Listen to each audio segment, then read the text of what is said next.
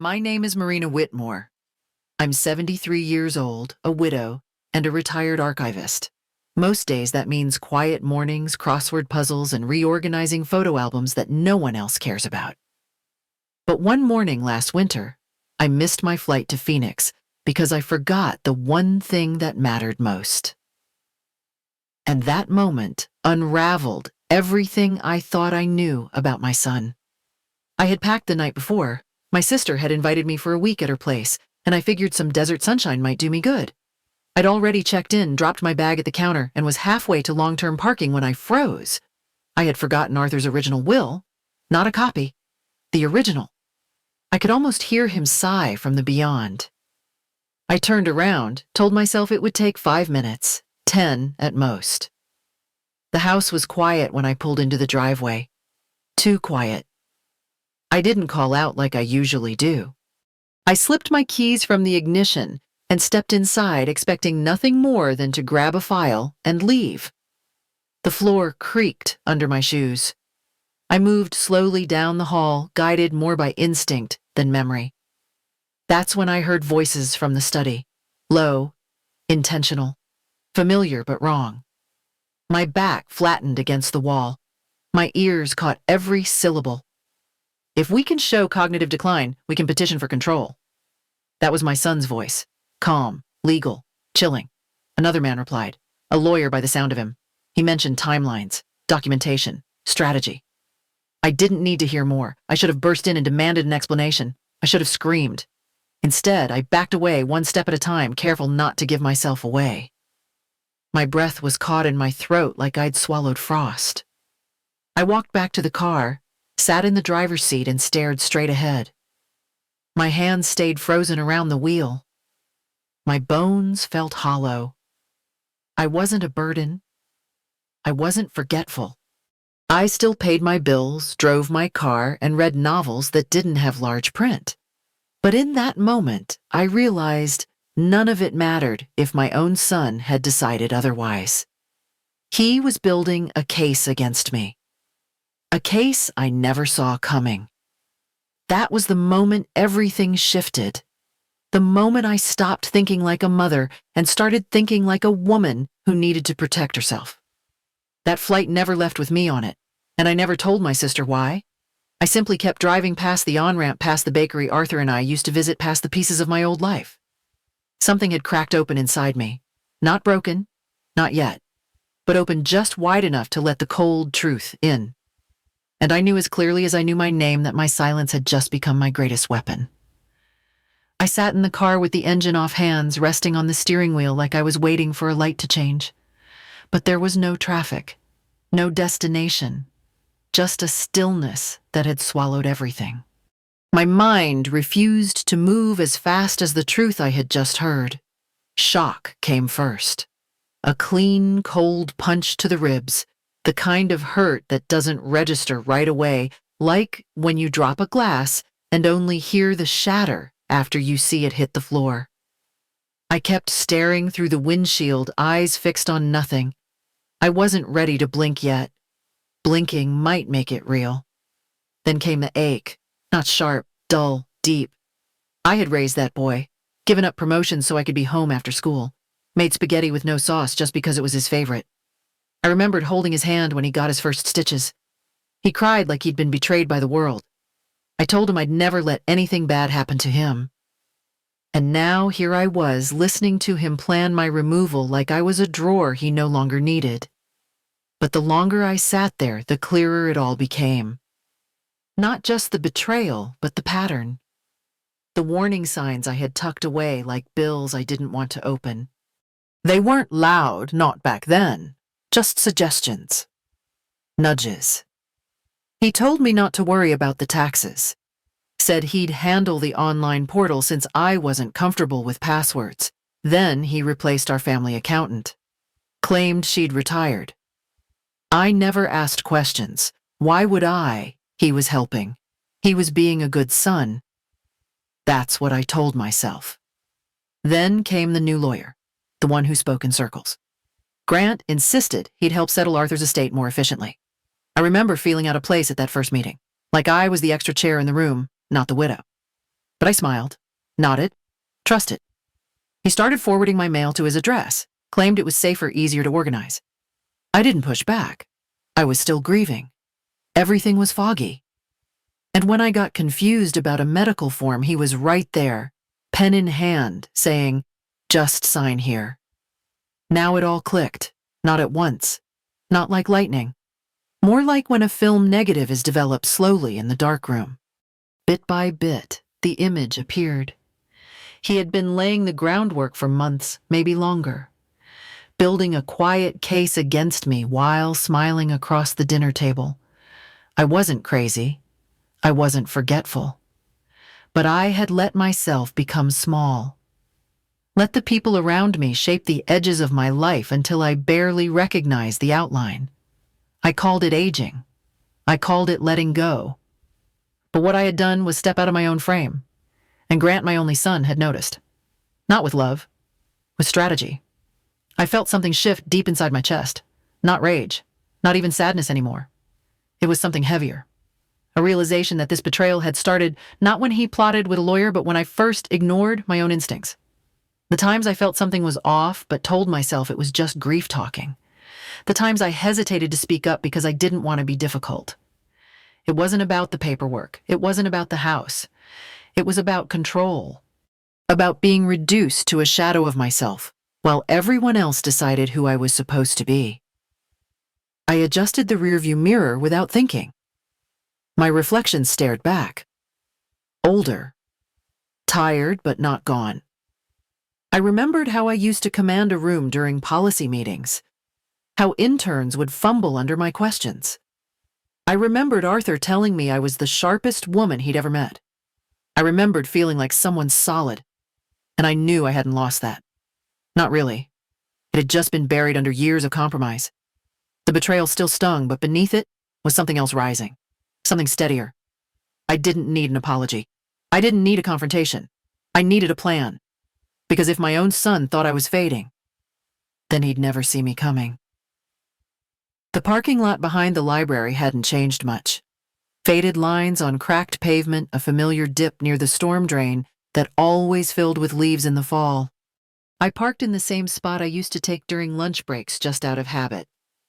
Walking through the back entrance was like stepping into a paused version of my old life.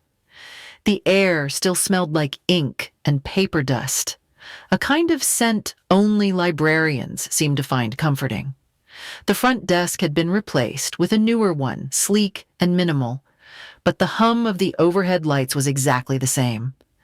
I nodded to the young woman at the archives desk and asked to review a file I had once cataloged.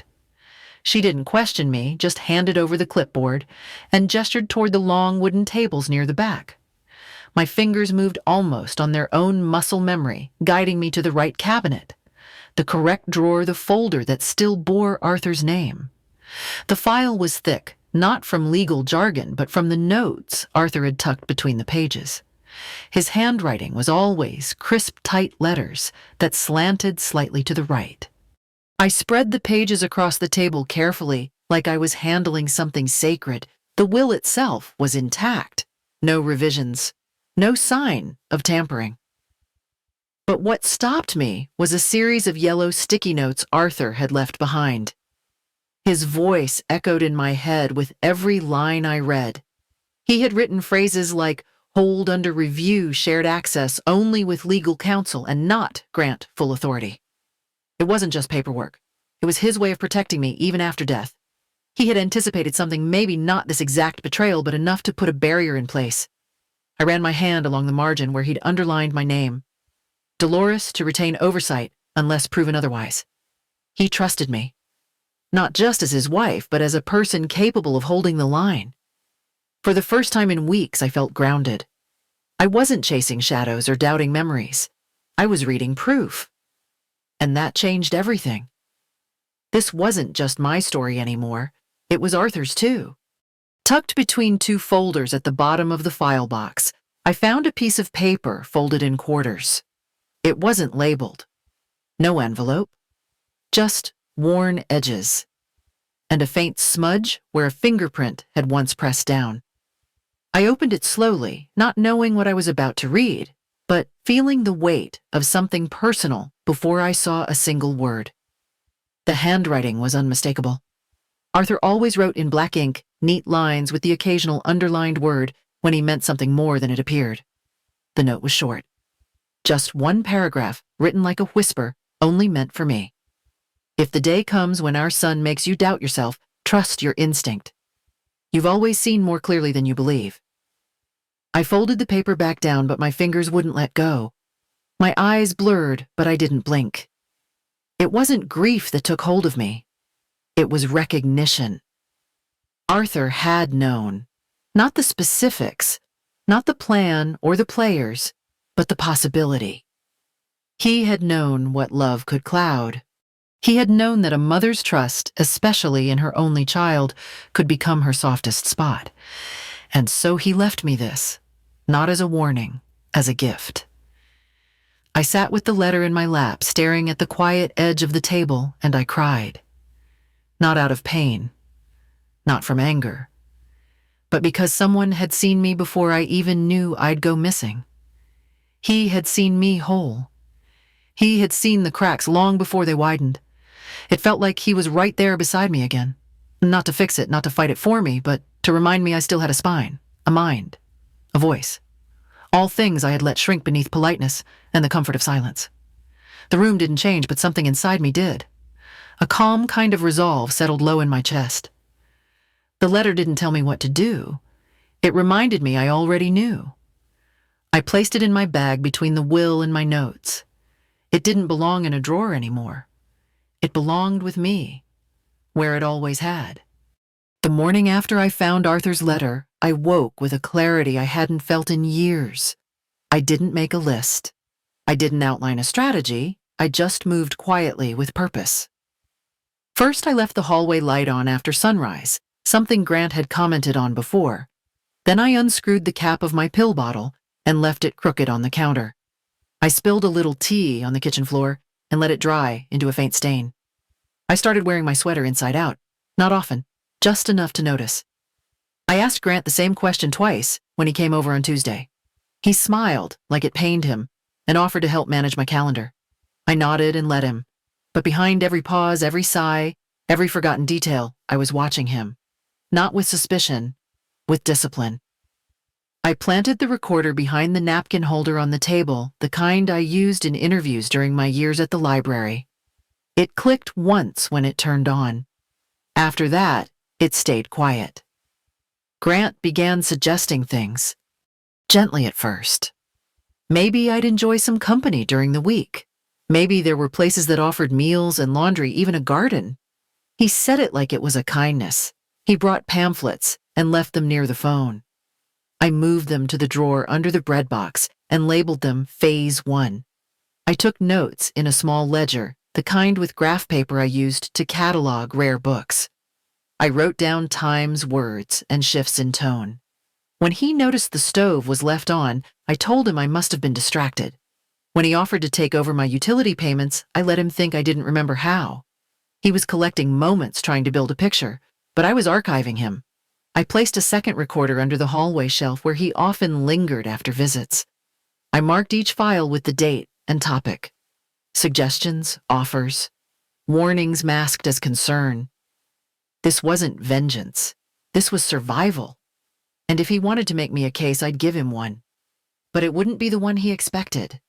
It would be indexed, labeled, filed. By the time I was done, I wouldn't just remember who I was. I'd have proof. And in my world, proof always wins. I found Melinda's number on an old index card, wedged behind a recipe for zucchini bread I hadn't made in years. Her handwriting was still firm black ink on cream stock, back when people still took time to write things down. We hadn't spoken since Arthur's memorial, but I knew she would come. I left a message, short. Just told her I needed legal help from someone I trusted and that it was personal. She didn't ask questions. She texted within the hour. 4 o'clock your place. When she arrived, she was all navy wool and calm focus. Her hair was pulled back tight. No makeup, no hesitation. She didn't offer small talk. just unzipped her laptop bag and took a seat across from me at the kitchen table. I slid the recorder across the table, then the notebook, then the folder marked Will. She didn't blink. She listened to the audio without pause, scrolling through the notes as it played. When the clip ended, she looked at me and said, "We're going to fix this." And I believed her. She asked if I had an updated power of attorney. I said no. She nodded once, then started typing. First, we revoke everything, then draft a new will. Next, we designate a legal executor, we notify the court, and we secure your accounts. Every step had a corresponding file, a timestamp, and a cross-reference. It was exactly how I used to run the archives. I didn't need her to explain it twice. It made sense to me. She walked me through digital encryption, helped me create a cloud folder, password protected. She labeled it Marina Legal Private. Then she showed me how to add documents, back them up, and store copies offline. She told me to record everything from now on. Every call, every visit. No gaps. We set up a medical evaluation with Dr. Patel, someone she trusted, who specialized in cognitive assessments for legal use. Then she drafted the affidavit form and placed it in my file. Her process wasn't aggressive. It was exact. Quiet power, like a scalpel, not a hammer. When we finished, she handed me one page. A formal revocation of Grant's authority. My name. His name. The date. I signed it. She slid it into her briefcase and looked up. This is the first step. The kitchen felt still but not lonely. For the first time, I had someone in my corner, and it changed everything. He arrived without calling, just the shuffle of tires on gravel and a knock that came too softly to be innocent. I opened the door with my cardigan wrapped tight, crossword puzzle open beside a half-empty cup of tea. He stepped in with a smile that tried to read me before I had the chance to speak. Said he brought soup and a few things from the store. I nodded, thanked him, and let my eyes drift like I wasn't quite following the rhythm of his words. Over lunch, he asked the usual questions. How was I sleeping? Had I eaten? I remember where I'd left the checkbook. I let him fill the silence with concern. I stirred my soup more slowly than usual and blinked like the light bothered me. He talked about assisted living again, places with gardens and art classes, people trained in memory care. He said it gently, like a gift I didn't know I wanted. I smiled, looked down, and asked him what day it was. He told me, then waited. When he began clearing the dishes, I stood and walked to the hallway drawer. No hesitation. No drama. Just a file folder labeled in small, even handwriting. I placed it on the table, sat back down, and pushed it toward him. Inside were clean copies. My new will. A notarized medical statement. A formal revocation of the power of attorney. Everything legal. Everything signed. He didn't reach for them right away.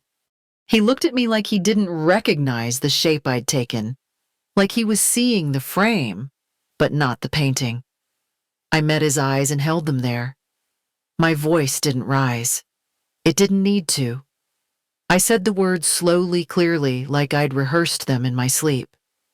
Not all silence is weakness. He didn't speak. He didn't need to.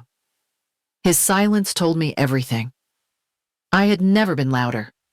The letter came by courier, thick envelope, no return address, just a crisp typewritten label with my name. Inside was a short note on heavy stock paper signed by Ashby.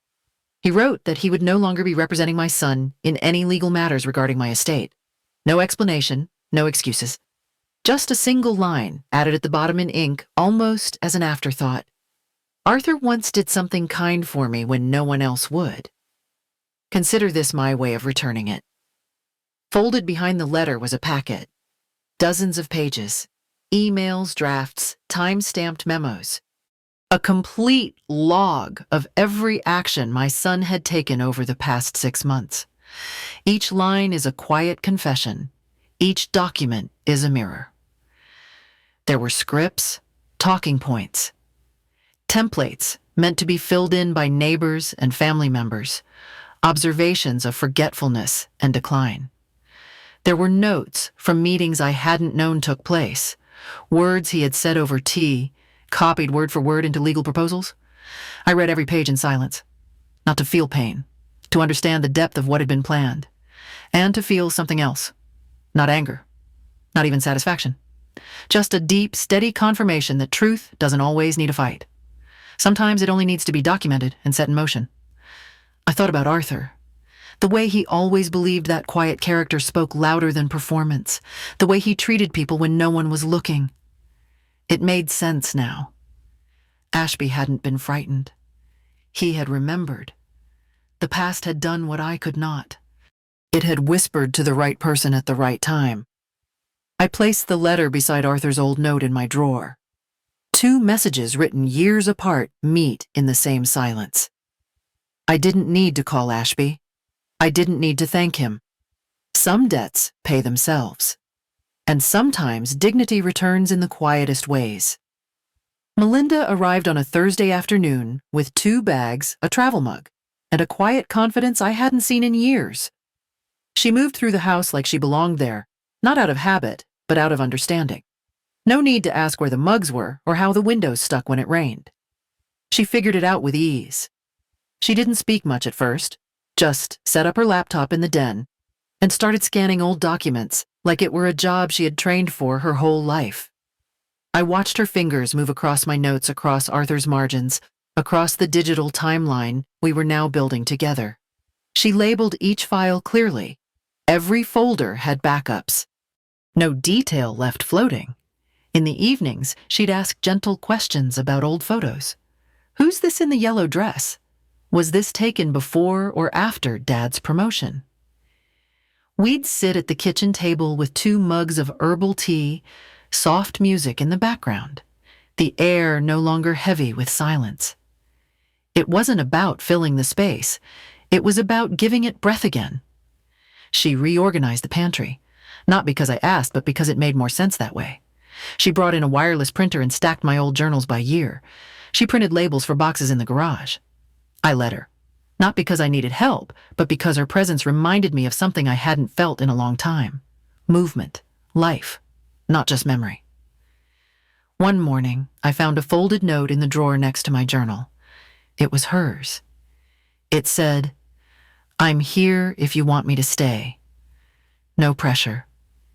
Just love." I didn't say anything. I didn't need to. I just smiled and placed a clean page under my pen. The house no longer echoed when I walked through the halls. The porch held footprints that weren't just mine. The air carried sound again, not loud, just alive. That night, I sat at my desk, looked out at the dogwood tree, and opened my journal one last time. The ink moved smoothly across the page. The sentence wrote itself before I had to think. The house is no longer quiet, and neither am I.